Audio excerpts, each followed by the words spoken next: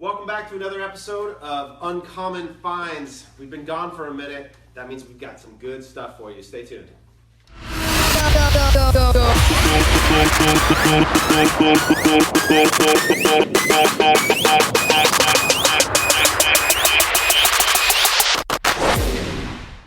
Cool. Well, Corey, we sit here in alternate universe today. It's a new world today. The world is not as it was yesterday. We'll set aside any thoughts on good, bad, or indifferent and focus on what we do, which is bringing you uncommon finds from around the world. I know we've been gone for a minute, been busy and growing over here at CTC, but we're excited to dive back into it today. To just kind of wrap up, and we'll package up last night and everything that happened with a few things. The first uncommon find that we have for you is actually a Twitter follow. Yeah. So, last night there was a lot of noise, I'm sure, and there was good, bad, there was ugly, there was hopeful, there was a lot of everything. But one of the things that I think really stood out to me was a tweet from Doug Bowman. So Doug Bowman is @stop on Twitter, which is, that's early days, right? That's like a 4-letter domain right there. But @stop on Twitter if you want to give him a follow. He used to run product for Twitter and Google. So a guy big in the tech scene. And he threw out this tweet that said, "Our social networks are bubbles that trick us into believing everyone else thinks and acts more like us." And I think if I saw anything, that's what sort of the shock that everybody felt last night was that, especially, I guess my feed is pretty, I'd say, California tech, community that felt like this sort of just like disbelief. And I think a lot of times what we see is that the world that we live in is sort of reflective of what we expect to happen, and that certainly was surprising to a lot of people last night. Yeah, the craziest thing I saw like leading up to the election was like, so all the polls were with her. And right. then, but there was like this poll that was out of like Germany or Austria that was like literally this algorithm that was reading social media, reading everything said about the election, and it favored Trump. Yeah. And it was all about social media. They predicted the last 3 elections now correctly, all because of just social media and this algorithm that took what people are saying. Yeah, I heard a great sort of analogy last night from one of the guys on CNN, but he was saying that when the radio became popular, FDR found a way to communicate via the radio, and then TV became the medium, and JFK really understood TV, and then Obama in his election understood the internet. He understood how to collect micro donations and sort of the mechanisms of the internet. And what Trump's maybe reflective of is the medium that we communicate in today, which is social media and reality television. Yeah. And so I think just like, this is a Gary Vaynerchuk thing that he harps on all the time, is this idea that like to communicate and message in the world that you live in today. And if anything's indicative of that, it's maybe some of that result, and there should be some carryover there. But to tie this back to business, this idea of the social networks are bubbles that trick us into believing everyone else thinks and acts more like us, it reminds me a lot of the entrepreneurs that we deal with that are early days. They're so invested in their product, they're so blinders on to their own vision and understanding of what their product is and who it's for, that they can't understand potential other edge cases or people that might need their product. And so I think what this is reflective of is that if the only feedback that you're ever getting for anything is within your own circle of people, whether it's a product or your political beliefs, you're probably missing out on more of, let's call it a broader truth. Yeah. So something to reflect on for the election, and we'll kind of put that up in a nice little box now and move on to some cooler stuff. But I guess there is still a little tie over as we go to a normal uncommon finds behavior, and that is diving into Cool Guy Corey's outfit today, because I think you are making a little bit of a political statement today. I'm making a political statement. I have my Gary Johnson hat on. You can see that.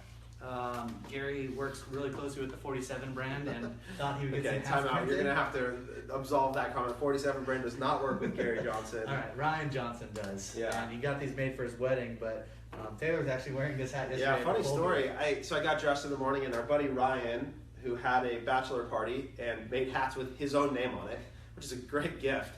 And we wear them around every now and again. And I showed up to my polling place, and as I'm standing in line, I realize I have my Johnson hat on. And I'm starting to get some looks from people, and I realize, wow, I appear to be I appear to be supporting Gary Johnson with my attire today. So went around with a Johnson hat on yesterday, not indicative of my political stance, but a byproduct. But you today making a political statement. Political statement with my Johnson hat. Nice. So and Johnson hat. What else do you have here today? A Japan tee. Oh wow! Everybody says. Can you get up and give a good look to that? Everybody says they're running to Canada. Not you. I'm running to Japan. Everyone goes north. You go left. I go left to a country I don't know the language. Yep. I don't know how to. I don't know anything, but I've been there. But I love seems cool. Seems great. Yeah. It seems like it's a nice T-shirt. I'd love to write in the characters. Yep. With like a quill. So there you go. There are other options besides Canada. Yeah. His immigration website crashed last night. Oh. Gotta get you ready. Gotta get your tech right. You know what I feel like though? I feel like that might be a giant marketing ploy. What a great move by them to crash their own website, as if everybody was looking at it, right? Yeah. That would have been brilliant. So that's what I'm hoping comes out is like, nah, we were just kidding. Not everyone came visiting, but we crashed it. Nobody's coming. And now we're in the news. Besides the people that said they were going, they have to go now. Yeah. Well, and what else? You got just some jeans with some holes in them. I mean, some holes. Like, did you buy them like that? Yeah, sure. Okay. Yeah, that's interesting. And then some New Balances. Also a wedding gift. Yeah, also a wedding gift. What do they say on the back? Core. That's a nickname. So, are those 901s? What 998s? Nice. Really unbelievably comfortable. You have a pair? I do. How do you feel about them? They're large. They're heavy, but I like them. Well, you don't do a lot of running. So. And talk to me about the cuff in the jeans. So, like, when you buy a jeans, tell me what you think about in terms of length. I don't think about length because because length can always be rolled, always be. And if they're too short, it's okay. So it's more about fit in the thighs. Fit in the thighs. In the butt. Thighs and butt. Okay. That's all for me. What about the knee? Because the knee seems to be important here with the cuts. Nah, don't worry about the knee. Okay. So don't worry about the length. But so when do you go hem? When do you go roll? What's your? Just depending on my money situation at the time. Okay. Depending if I can afford to take them to the tailor. That's authentic. Yeah. Cool. All right. Well, let's roll right in. We've got 4 cool uncommon finds for you today, and then we've got a very special guest appearance from a new character. I don't think we've ever had another guest on Uncommon Finds. So no. Well, I mean, they would have to be special enough to make it. Yeah. And so we're going to bring a new angle here at the end. But Corey, hit us with the first uncommon find. Yeah, so the first uncommon find we're talking about today is a podcast called Reply All. So I don't know how uncommon find the podcast Reply All is. If you listen to a lot of podcasts, you probably are aware of Reply All. But it's a podcast series by Gimlet Media. We talked about it a couple podcasts ago with Startup Podcast. And they are kind of like the first company to go full in on podcasts. Yeah. So full production company on a series of podcasts. And all they do is make podcasts, but Reply All is the funnest of them for us, I think, because it really talks about the world of the internet. Yeah. And really weird trends that happen within the internet that nobody knows about. Yeah. So, if you don't live on the deep internet or aren't really aware of everything that happens on the internet, this podcast will literally blow your mind. Like, it will open up a world that you did not even know existed. And that's my favorite part is, like, I feel like, I mean, I work at a digital marketing agency. We spend all day on the internet, and every time I tune in, I'm literally going, what? There's no way that this is true. And so it's awesome. I think just as an example of one of the things that recently they've talked about that we've just been blown away by here is the whole journey of Pepe the Frog. Pepe the Frog. So give me 2 seconds on who Pepe the Frog is and what the story is. So if you're gonna watch this on video or Facebook Live, I'm gonna pull up a image of Pepe the Frog so you know who he is. So Pepe the Frog is this character right here. And I'm sure you've seen him on the internet. Everywhere. Weird sort of looking frog. He's got big red lips, big eyes, 2 sort of bumps, almost like horns. But he just looks sad. He just looks sad. Yeah, that was the initial drawing of Pepe the Frog that Matt Fury, who was the initial comic, drew. Yeah. And it was a comic series unrelated to any sort of political statement that existed a long, long time ago. Yeah, and he describes Pepe as himself. Yeah, he says cool his eyes look like his. And yeah, and just like the same demeanor, likes to just like enjoy life. Yep. And so Pepe went down a deep and dark path. Yeah. In 4chan.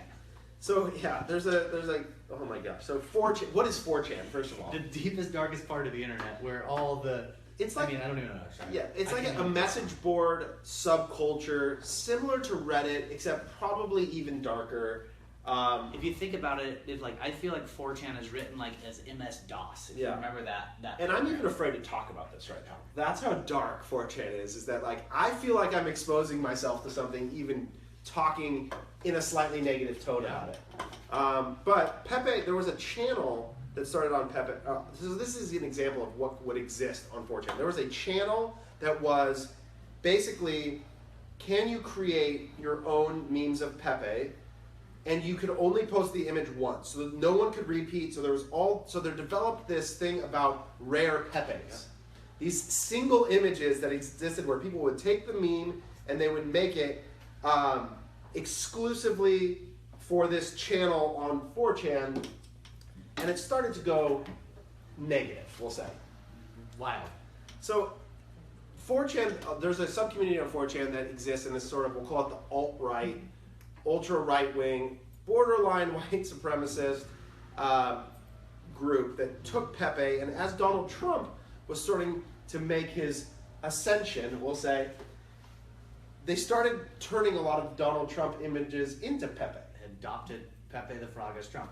Yeah, and his hair on him. And part of what started this was Pepe got out of 4chan, specifically Katy Perry. Yeah. Somehow Katy Perry, and this is what's so crazy about this, Katy Perry took a Pepe meme and posted it on her Twitter handle.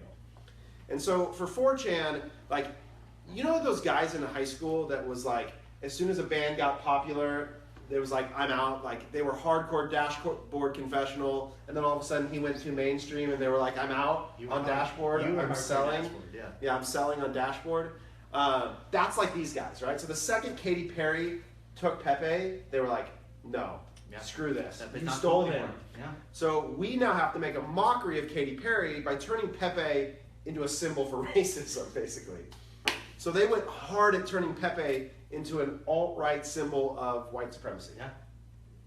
And so this goes on, and if you're on Twitter, you'll see people with Pepe as their profile picture. Slight red flag. Stay away. Slight red flag. I want to be careful again, but it's just, it became this symbol for something else. And Donald Trump would retweet these things without really having any understanding. Hillary Clinton at one point on her website actually did a full breakdown of how Pepe is a symbol for this movement. And then just recently, Pepe the Frog, actually the Anti-Defamation League, actually deemed it a symbol of hate. Yeah. So this goes from a simple comic to now an actually declared symbol of hate.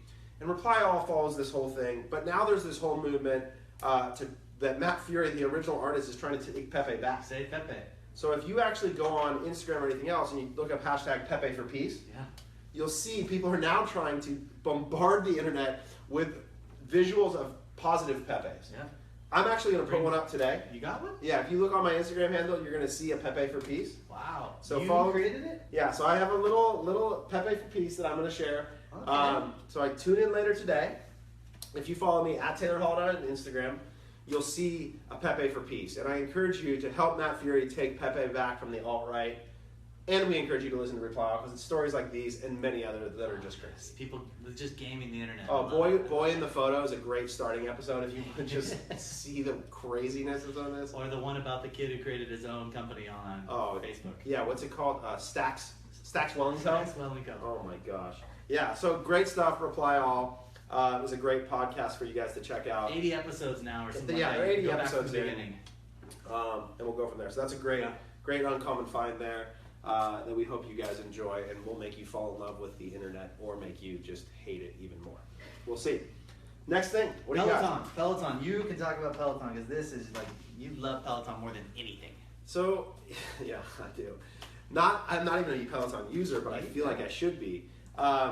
So we're always looking for great examples of marketing. We may have even talked about this at some point. I don't even remember. But in digital marketing, we have a channel on our Slack thread, which Slack I don't think is an uncommon find at this point, but get on that. Called Awesome Ads. And what it is basically just anytime anybody in our company finds something that they consider to be an ad with incredible engagement on social media or real creativity, we drop it in Slack. And so with that, one of the things that just came up a ton for me was Peloton Cycle. So I don't know if you guys know who they are, but they're basically think of it as a spin bike with a computer interface for your house where you can log in and take classes from all over the world on your bike. And so it's like you buy the hardware and then you have a software subscription for this. And they just do an incredible job with their digital marketing. They understand their message, they create great content, their ads are on point, they're marketing in the right channels. So if you're looking for someone to model your behavior, now granted, they're a large company, they have a lot of money, their funds they have the ability to produce really cool stuff. But in terms of tactics, get on their Facebook page, go visit their website, let them remarket to you, you'll understand the messaging, you'll understand the cycle that they go through, and it's beautiful content, they know who they are, and they do a great job of it. Yeah, I mean, one thing that stands out to me is like, so a lot of times you'll see ads and you just don't know what the product is, but you always know what Peloton is. Right, from the start of the commercial, and they don't understand who it's for. My favorite commercial is sort of the one that they have where basically a mom wakes up and comes down to get her workout in for the day. And it's very clear that what they're trying to say is that, like, hey, you don't need to go out into the world. You can do this right in your home and you can have this incredible experience. And the advertising is beautiful. The interface is beautiful. They just do a great job. So if you're looking for companies to model your behavior after or to follow as great examples, check out Peloton Cycle, Uncommon Find numero dos. Yeah. What else you got? Number 3, the revolution, the rise of like self-serve poke. Poke. Yeah. Can we get a pronunciation check there? Poke. Poke? Yeah. Pokey. Japan. Okay, you're right. I'm sorry. Sorry for questioning you. Poke. Self-serve poke. Self-serve poke. So tell me, what are you talking about? So think of Chipotle. Right. Walk up. Okay, got it. Get your tortilla. Yep. Get your white rice. What if I want a bowl? Can I get a bowl? No. Okay. Not today. Double tortilla for you. Double tortilla. Quesarito? Yeah, cheese in the middle. So get your tortilla, get your rice, get your beans, get your veggies, get your meat, get your salsa, get your guac, check out, assembly line process. Love it. Great. Think of that as a poke bowl. Ooh. So walk up. Double tortilla? No. Okay, now we're going to the bowl. You have options of brown rice, white rice, salad, personal favorite, or chips. Okay. Then get your toppings. Get your crab, get your tuna, get your yellowtail, get your anything you want. Avocados? Avocado. Gotta Not pay right extra now. though, because the shortage. Mexico. Hearts out to the strikers down in Mexico. Haas avocado. Yes, we need that. We need our Hey, avocado back. give those workers what they need. We need our avocado back in California here. We're panicking. Yeah. Artificial imitation crab. Imitation crab, nice. How spicy you want it. Some tempura chips. Anything you want, check out, go eat. Yeah. And so there's one by us. Yep. Right? What's it called? Yeah, Euroka. Euroka. This place is killing it. Oh my gosh. We go there, what, twice a week? Once a week at least? Yeah, at least once a week, but like we leave our office at 11:30 to beat the crowd. Right, because if you get there at 12, it is packed. This place is huge. And it's just brilliant, right? And it's like, it's not actually overpriced. It's about $12 for a large bowl of fresh fish. Which is big. The largest big. Yeah, and they just churn people through there, and it's just awesome. And now we're seeing these things pop up all over the place. Poketeria just popped up over by the Kalo office. What's the one across the street?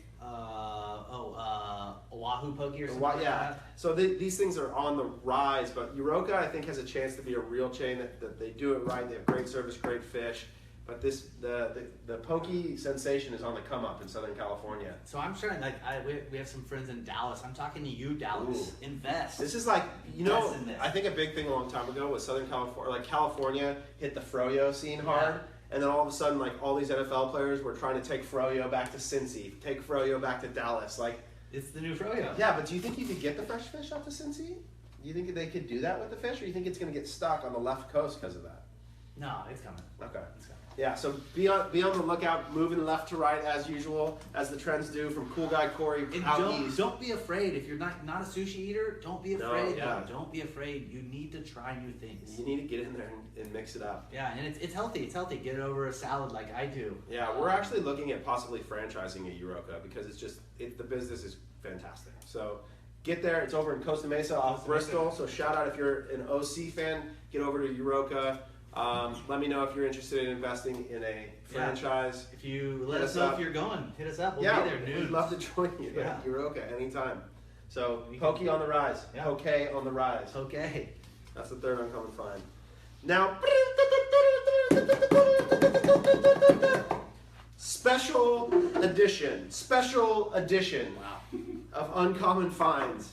So, we've been lucky enough to be experiencing some growth here at CTC, and part of that has been a youth movement. So one of the things that we live in a digital world, and we feel a responsibility to stay connected to what is now, what is happening. And so for that, The kids. we've had to go after the kids. We've had to bring, it's all about the kids, bro. It's all about the kids. 2020. Kanye 2020, it might be real. It might be. Whoa, who's that voice? You hear that deep, soothing voice? That, folks, is our new social street reporter, the man, the myth, the legend, Pedro Peter. How are you, my friend? For better, for worse. How are you? Welcome to Uncommon Finds. I'm humbled to be added to this segment of the podcast, and really excited to talk to you guys about what you have to say about the world. Look Yeah. at his outfit. Yeah, He's maybe like, you jump can up even in my get up. closet? What do you got? That's just a so baggy tall tee? I'm What do a you- big believer in cheap t-shirts. I think you can really style cheap t-shirts nice. It's about investing your money in things that last. Yep. Cheap t-shirts last? Is that the theory? No. Denim lasts, shoes Okay. last, but big believer in finding deals where you can. I think you can steal some money there in the t-shirts. So interestingly, I feel like going to the jean conversation. So Corey said he starts with fit in the hips. Fit in the hips, yeah. Is that big for you? Extremely important. Yeah. If you don't have the fit from the top down, there's no way you can make up for it in the bottom. No Got matter it. how tapered they are, no matter how good you might think your cuff job is, you can't make up for what you're lacking in the top. Take me through the logic on your cuff. So I'm looking right now. You got some low top Adidas. You got those Santa Claus socks Do you with want to pull flowers? it up for the camera? Yeah, maybe hit Yeah. the camera with your Yeah. cuff. And so So cuff take right me there. through how you cuff. Like, what is the thought process there? Well, I think it's pretty important on what socks you're wearing and what kind of shoe combination you have. Yeah. But it's important to have shorter pants and longer pants. Oh. I think people in the past have gotten stuck in the trend of the pants have to go over the shoes. Yeah. But the way the world's changing, We're spending too much money on spending shoes. too much money to hide your shoes. Yeah. So Show your Yeezys off. don't hide your shoes. Yeah, If you don't you're want lucky to enough fry to have it. Yeezys, show them off. Yeah. Do your thing.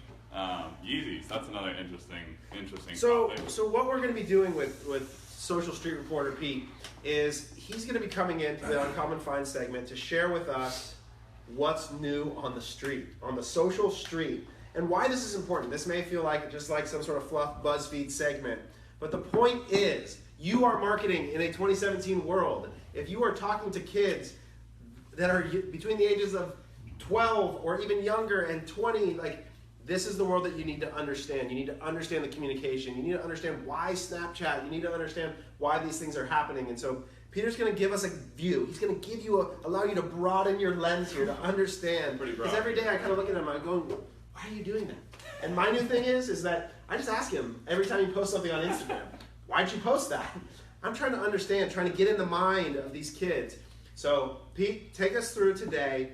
What is new on the street? Yeah, so I think there's always a lot of new stuff on the street every day. When you open up your Instagram, a lot of us scroll So through. is Instagram the spot? Like, where are you? Yeah.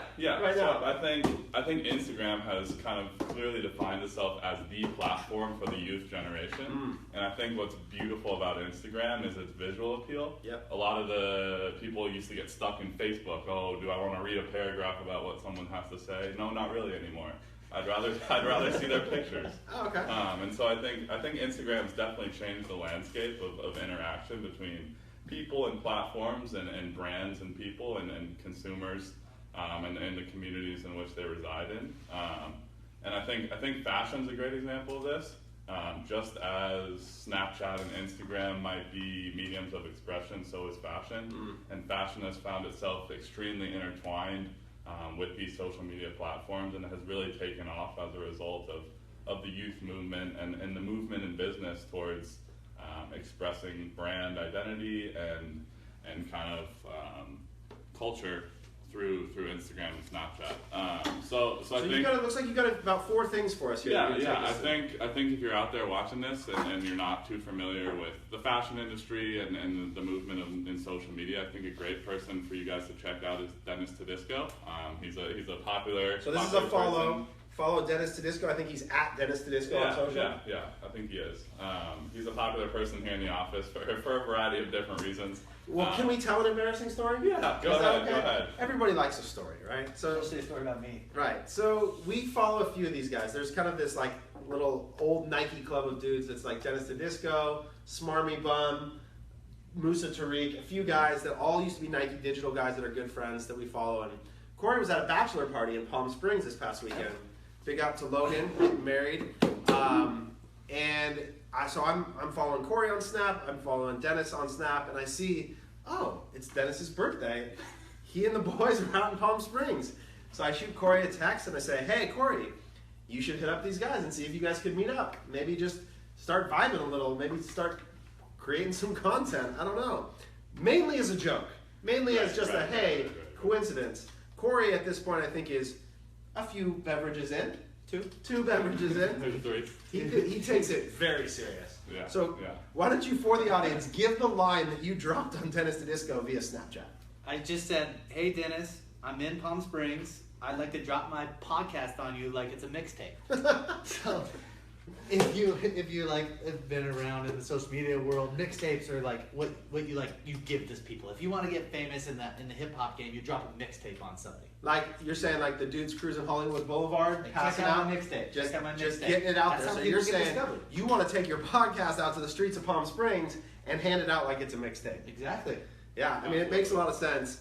What did Dennis think of that idea? He said, "Nah, man. Oh, he didn't say no. He said, I'm pretty busy. Maybe next time." Yeah, maybe, Like, we're gonna maybe be in next Palm time you guys Springs are all in together. Palm Springs together. So it was a nice brush off. So thanks to Dennis for being cool about Yeah. my friend. Dennis, we'd love to have you on. Yeah, and It'd be a great addition. so anyways, but continue. So funny story about Dennis Disco, but follow up. Keep going. Yeah. So I think for any of you that are watching out there, I think Dennis Tedesco is a great follow. He used to work at Nike, he works at Twitter now. Is a guy that came from a great background from a marketing perspective, has done a fantastic job marketing himself, and has kind of created this brand identity for himself. People know who Dennis Tedesco is outside of those communities. People in the fashion community, people in the music community understand him as kind of someone that's inspiring and has come from a humbled background. And he started something on his own called Outfit Grid, which is outside of Twitter, outside of Nike, where he put together an outfit every day that he thought was visually appealing, that he thought appealed to his followers, and then he ended up taking submissions from people in the fashion community and the social media community, and you could submit your own outfit. And I don't know if he invented that visual sort of format, Right. but it's certainly like that has like restructured sort of like product photography in the fashion world hardcore. Absolutely, Like, absolutely. I know Polyvore was a big site for a long time where you could sort of like build these fashion grids that like then those became popular on Pinterest but that sort of like laying things out in an oriented fashion for the last probably 3 to 5 years really has been sort of the visual communication of fashion, probably more than anything else almost. I remember back at when you were at My Story. Yes. I came over to your house in Costa Mesa, and I Took off my clothes and Whoa, wait, what? No, we were there. We were playing video games or something like that, and laid them out on your couch because you're like, here, put something on my story, and I made a little fashion grid with some shoes and stuff. Yeah, You remember that? no, we had lots of fashion grids photos on my story. Yeah, It's like Exactly, 6 and years I ago. think that Outfit Grid Instagram, that's another one you should go follow. It's at Outfit Grid, all lowercase, but it has over 700,000 followers now. Wow. So it's something that Yeah. people actually follow, something people believe in. It's good for brands. You good ever gotten for- a repost? good for the community. No, my roommate has. Oh, wow. He's a big fashion head. Got a repost on there. Pretty cool stuff. But yeah. nice. Another- Okay, another- good follow. So what else you got for us? Yeah, another thing that you guys should follow out there is the account Fashion Dads. Wait a second. I'm sure we have followers of all ages on this podcast, and so wanted to share one of my goals here at CTC is one of my personal goals. I shouldn't say it's a company goal or a position goal, but one of my personal goals is to get the beloved Taylor Holiday here on Fashion Dads. And that's because you think of me as a fashionable dad. Like, Yeah, I think You're a dad. You're a dad. You have a little bit of fashion, and I think you fit perfectly into this feed. If you guys go check it out, Gosh, you there's would some- look so good in some- your Chef Curry's on that. that'd be that might be my path. Is get the chefs on there. I think there's some beautiful outfits, and if you guys go ahead and read the captions in there, there's some great words to be said about those people. Is this just a bunch of snarky 22-year-old smartasses like yourself mocking my New Balance 901s right there? Like, is that what this is, or can we really pick up some fashion tips here? I think there's some fashion tips to be had in there. I think you might have to search a little deeper than maybe a Dennis Tedesco or an Outfit Grid, but there's some beauty in there. There's some value, and there's a community around it now. You have 170,000 followers, so it's a perfect example of if you create something that creates community, you can blow it up, whatever it might Fashion be. Dads _ on Instagram. Tagline, bio line, Fathers on Fleek. Fathers on Fleek. Look out for Taylor Holiday coming up in Guys, 2017. if and when I end up on Fashion Dads, you guys will know about it. So we'll make sure, we'll see how good Peter is of whether I can make it on here or not. Great. Yeah, absolutely. All right, hit us with the next thing. What do you got? Street Yeah, feet? I think another good follow here in the fashion community, in the social media world, is Ronnie Feig. He started a company called Kit, and they've kind of taken over the New York marketplace in regards to fashion and in regards to collaborations in that space. And he's developed a couple of retail stores. They just opened up a store in a line for women, Kit Women. He grew up with the foundation and the belief in changing the industry in regards to sneakers and in regards to cereal. So he actually created a Kiss cereal bar, and he has a Kiss sneaker shop. And it's kind of taken over the landscape of New York. I mean, people wait for hours and hours and hours outside of the Kith retail shop when a new pair of shoes comes out, and has kind of created his own fashion community amongst the massive fashion community that exists in New York. I mean, obviously we get a little bit of that here in Los Angeles, but So one of the things I noticed, and you've talked about this, we actually had a conversation about this today, is hoodies. Like, I feel like sweatshirts are a thing right now. Is that a thing? Yeah, Am I right? yeah, absolutely. Father on Fleek here, am I right? on Fleek. You're So, picking up. because I mean, this is pretty basic, right? Like, it's mainly cool stuff, but sort of the hoodie is kind of a thing, right? I think it's come back a little bit. You can dress it up, you can dress it down, and it's wearable by people of all ages. Nice. I love sweatshirts, but we live in Southern California. Right. It's 90 degrees outside. But are you willing to pay the price No. for fashion? Negative. That's the question. You know that one thing I'm not willing to do in the world is be warm. Exactly. And see, that's one that, you know me, like, you'll never see me wear. A sweatshirt? On the golf course with what? Shorts. Extra sleeve of golf. No. No, I don't need that, but Shorts. You don't wear shorts on the golf course? no, you do not go to the golf course in shorts. Right? This We is have disagreement. talked about this but there is a reason. Right.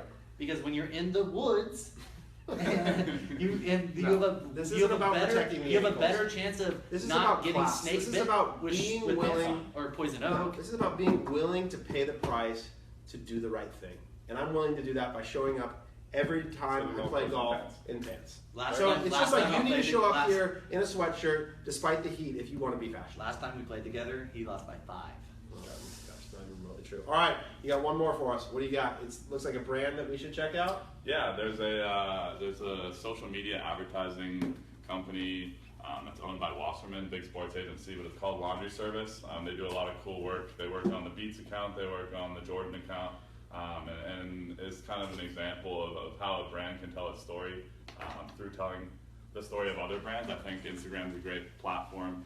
As Corey talked a little bit about yesterday here in the office about kind of using Instagram and these social media platforms as a way to tell your own brand story through your work on other brands or whatever it might be. And I think Laundry Service has done a great job of kind of inspiring younger generations to want to come work for them, and also inspiring the clients that they currently have to kind of show off their work. And So first episode in and you advertise for a different agency.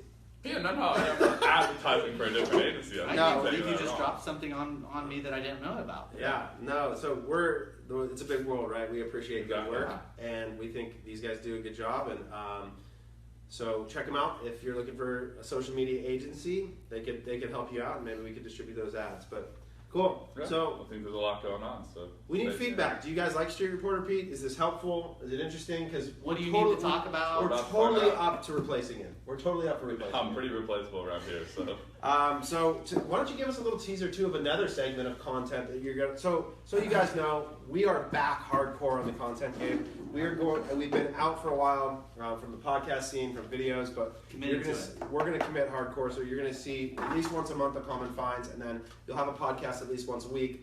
And one of the other pieces of content that we have coming out is a segment that kind of developed organically around here. Yeah. So Pete, why don't you share sort of what it is and give people a little teaser of what they can expect? Yeah, so I started here about 3 weeks ago, so I'm pretty new to the game here, but everyone's been pretty accepting of taking me in. But on one condition that I start a series called the Sweater Series.